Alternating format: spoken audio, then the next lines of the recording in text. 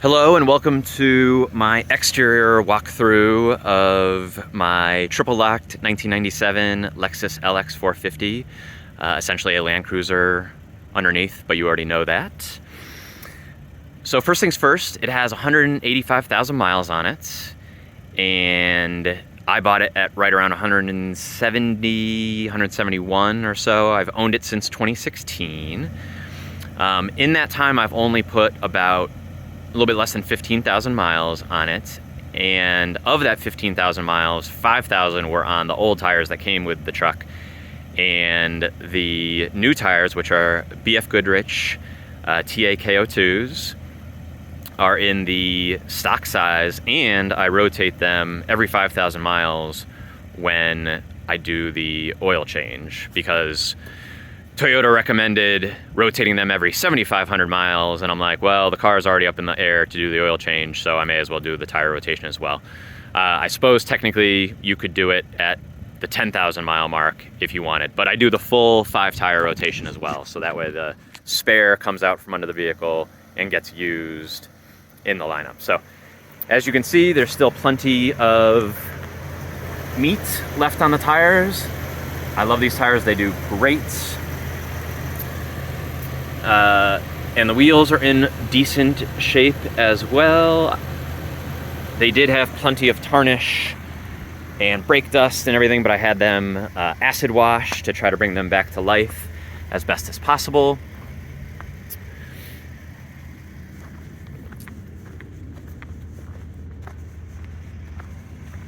And so you can see all kinds of meat left on them.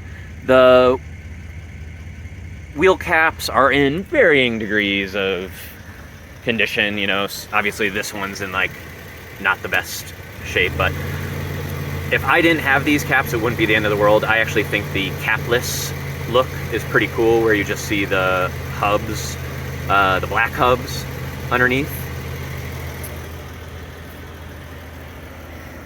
And since I don't do a ton of off-roading with the vehicle, I've actually been running them at 45 PSI, which is a-okay with the owner's manual, because they say for lots of highway driving that you can run them higher than the like normal everyday setting of PSI, which is 32. So I actually drove this vehicle across the country from Vegas to Connecticut, and then from Connecticut back to Vegas, and I ran those tire pressures. And it probably helped with gas mileage a little bit, but obviously this thing is a brick going through the air, so it still gets pretty bad gas mileage. Although I did do a tune-up at the 180,000 mark, and the return trip from Connecticut back to Vegas got better gas mileage than the trip going out because of the tune-up. So as you can see, I have gotten rid of the factory side steps, and that was actually a recent change. Any off-roading that I did with the vehicle before, I did have the factory side steps on. The plan had been to get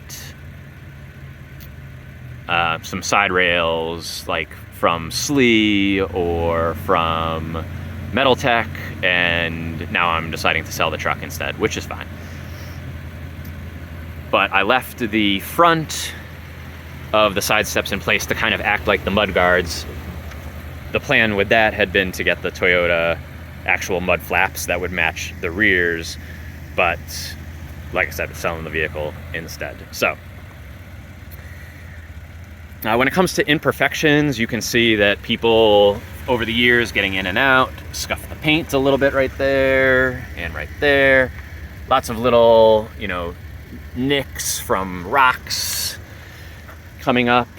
This little piece has been damaged by the sun over the years. This little piece just got torn.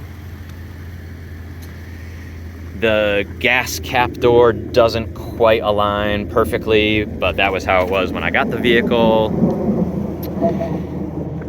On the rear, the hitch is actually in great shape, but from off-roading, the hooks have gotten a little bent up. Additionally, when it came to off-roading, the 4-wire hitch connector got tore off, so I just cut it. But I do include a new 4-wire hitch connector to be re-spliced into this. The harness is actually fine, and I've tested that because I had a shop. I told the shop to put a new harness on, and they're like, no, you don't need a new harness, you just need a new connector. We tested the wiring and everything, and I'm like, oh, okay, great. So, but on the back specifically, of course, I just did the demonstration of the rear washer fluid and it works, but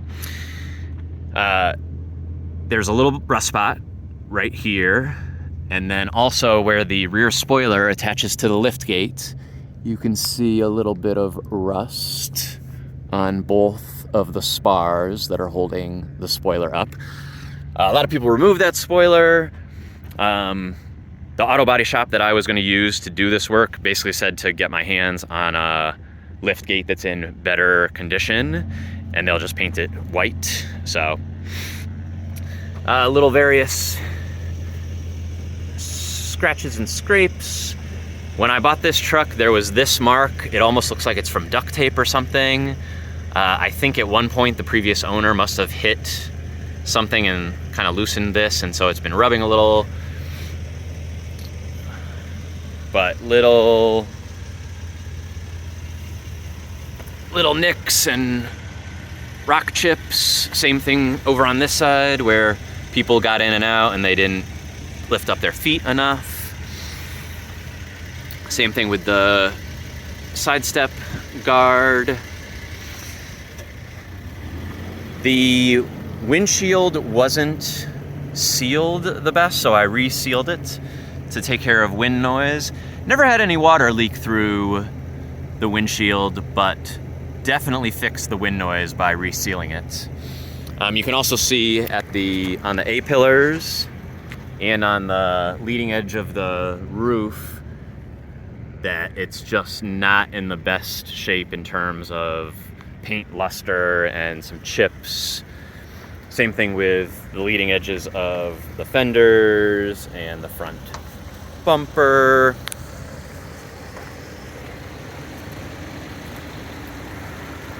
So 185,000 miles, lots of bugs and rocks over the years, but still in excellent shape paint-wise. I specifically got white because I'm living in the desert, and if this had been a black or dark colored LX450, I think the paint would be in much worse condition. These wiper arm caps are brand new because the old ones are plastic that had just died over the years. So those are brand new. A little bit of rust on the wiper arms. And then let's go under the hood. Also, the fuel door opener works. Pop. Now you can see the fuel doors open. Might as well undo this too, I suppose. Good seal.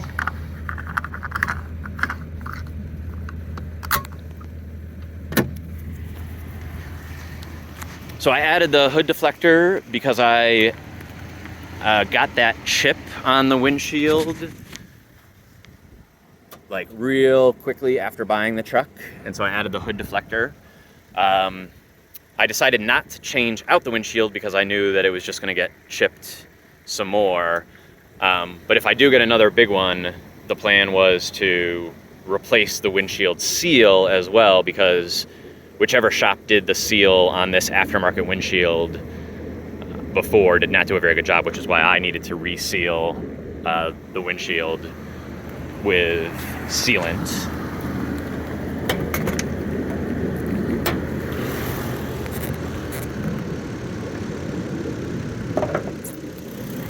So the hood struts no longer hold up the hood, but that's okay because I got the Toyota hood prop, which Lexus was just too fancy to put a hood prop on their expensive SUV, but it's totally a Toyota part. You can see that the engine is running beautifully. I love this cyclonic airbox where the air comes in and filters around the filter before going through the filter and into the engine. That little dirt trap catch can down there is awesome. You'll get leaves and all kinds of stuff down in there, and it's great because it means that that stuff isn't impeding the air filter's airflow. It has fallen out of the airbox altogether and is down in that trap can. Additionally, you can see the Blue Hub fan clutch, and maybe we'll get lucky here in a second and the AC compressor will kick on. There it goes. Doing its job. I have replaced the accelerator cable, and the new one I wrapped in thermal tape. I additionally did the distributor O-ring job. This is a new used evap canister. That is a new used master cylinder that I cleaned up and painted all beautifully. New hose, new grommet, new check valve. Let me turn the vehicle off so that I can give you more of a rundown of engine bay work without the fan blowing in our ears.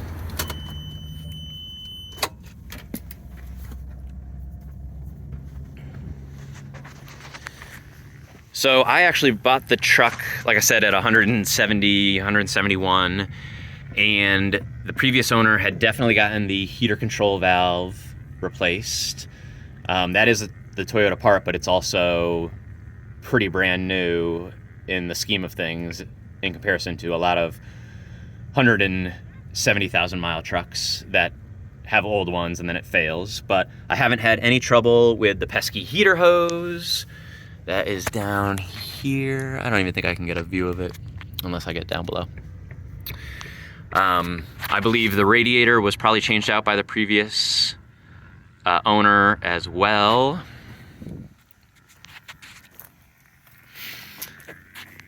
The battery is new as of 2 years ago. I think it was 2020 when I got it. It is a Costco battery. It's got the warranty on it and everything. It was the biggest group battery that I could fit in here. I was gonna do the whole dual battery tray. Didn't end up doing that, but that's fine. New belts. Like I said, new fan clutch. New PCV valve and grommet. I did a tune-up where I changed the plugs and plug wires, distributor cap and rotor. Like I said, I also did the distributor O-ring job, so no more leaking out of the distributor shaft that goes into the side and connects to the camshafts. The alternator is new as of many years ago. Back in 2016 or 17 when I got the truck, it needed a new alternator, so that is a Toyota Remand part that I purchased from a online dealership out of Massachusetts and had shipped out here. The power steering fluid has been flushed. The previous owner definitely didn't know that this truck takes ATF as its power steering fluid, and so I had ATF put in there like proper. The return hose is leaking a little bit. You can see that when I get under the vehicle. The top of the front axle is a little bit wet from power steering fluid, but I still have plenty of fluid in there at the moment. You can see the fluid is up to the hot mark where it's supposed to be. And the coolant is nice and topped up as well. Let me actually turn the truck back on real quick so I can demonstrate the auxiliary fan.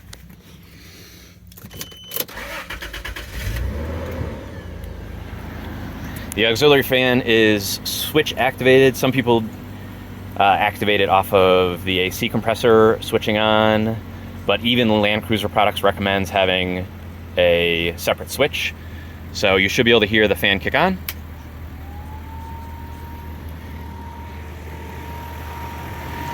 and you can definitely hear it, and you can definitely see it, and that is a Toyota part as well. I made that hole in this bracket and did the physical installation, and then I had a professional shop do the wiring, and you can see the wiring is all neatly run under the rails and down through and into the firewall right there. We'll flip it off real quick. Turn the vehicle back off.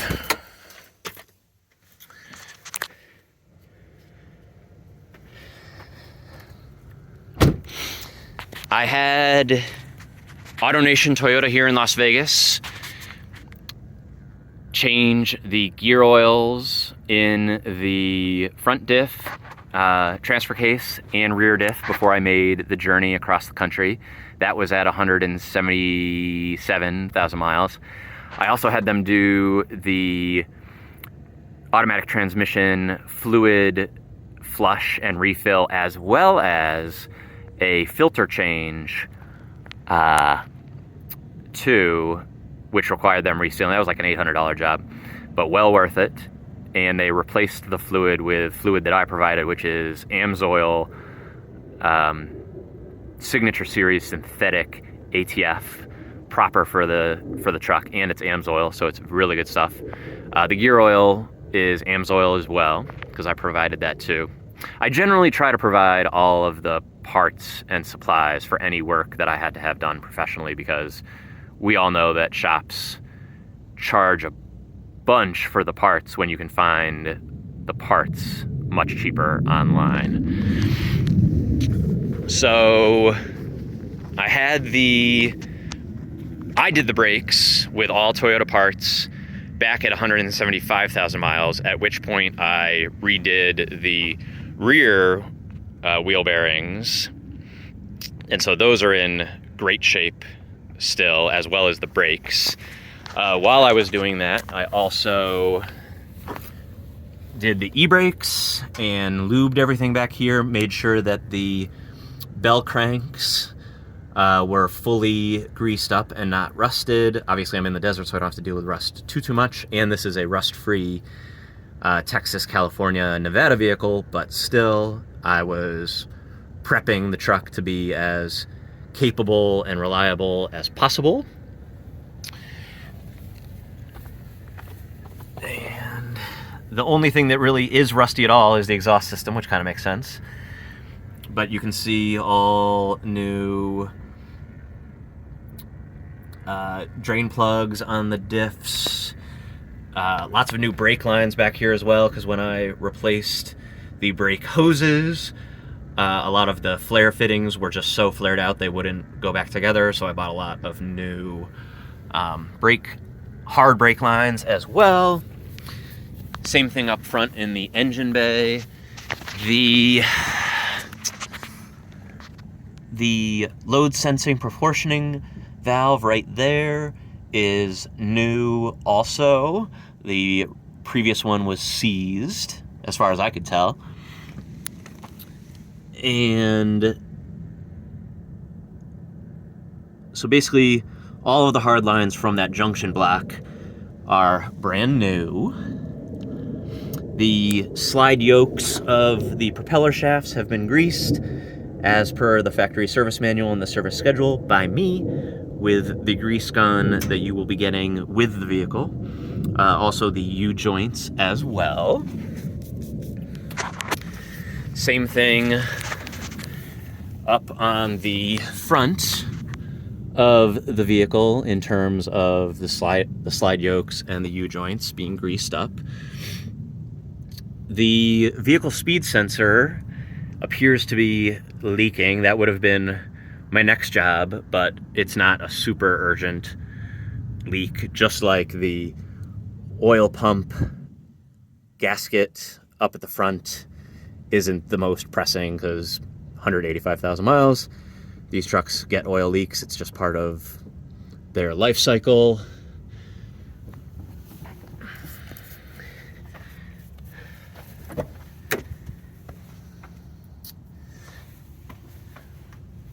So let's walk around to the side that has the catalytic converters.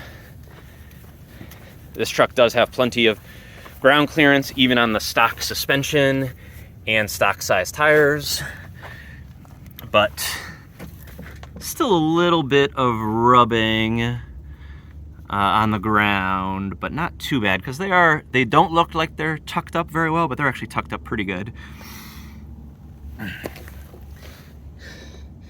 The transfer case protector is in great shape. The big lateral control arms. The power steering cooler, which is commonly referred to as the paperclip, is right there, and it's still in great condition. Obviously, they make aftermarket replacements for these now that are a little bit different design, but the fact that my stock OEM one is still in good shape is a good sign. And getting your hands on these is difficult now and expensive. All of the steering bushings were greased by me using a grease injector needle, where I went right into the rubber bushings. You can see that my knuckles are freshly greased. They aren't leaking any gear oil, which you would see as dribbling down the knuckles. Like, that is just CV grease just hanging out right where it's supposed to be. No dribbling onto the tires or onto the back of the brake dust shield. Same thing on the passenger side. So if you can see, it is a bit oily under there. That's the oil pump gasket. That would have been another job that I would have taken on if I was keeping the vehicle for longer.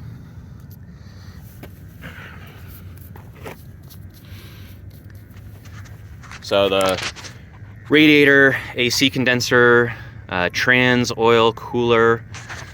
The oil cooler setup of this truck, for anybody that's not aware, is super awesome. It's actually in the engine block, so the oil is kept at the same constant temperature as the coolant of the truck, which is actually a really ingenious way of doing it. It keeps the viscosity perfect. I haven't had to change that. I've had no coolant leaks. I've had no temperature issues. I've had no oil issues, but it's back in here, and I think that's a super cool setup. Same thing with the oil pump on these engines and the power steering pump. They are really ingenious pump styles. They're just difficult to work on. It's not even difficult per se, it's just finding the time and having the right tools. To do the oil pump gasket, you need to take off the main drive pulley, which is a 306 foot-pound nut. So had I kept this truck, I would have taken that job on, but for where I am in my life, it makes sense to sell the vehicle. What else? So tune-up, knuckles.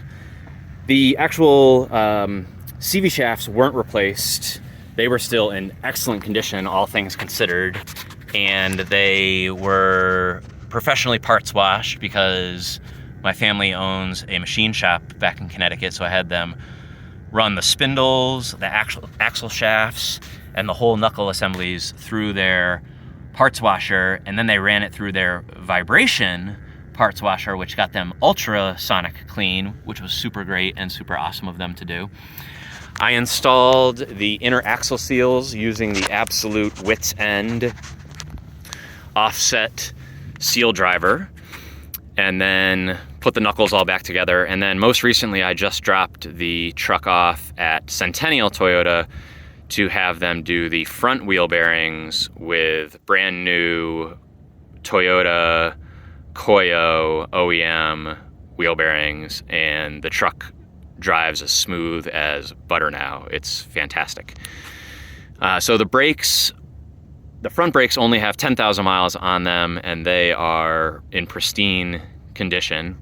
The rear brake pads are brand new because I just had Centennial Toyota put new brake pads on in order to fix a squeaking issue. And those are Toyota pads as well. So they're pretty much 100%. And the discs are all in great shape as well. The brake shoes are brand new. All of the hardware inside of the emergency brake is brand new. And when it comes to the exterior of the vehicle and the engine bay and the undercarriage, that is pretty much it. So next in the series will be the driving walk around, and so I look forward to seeing you again. Thank you so much.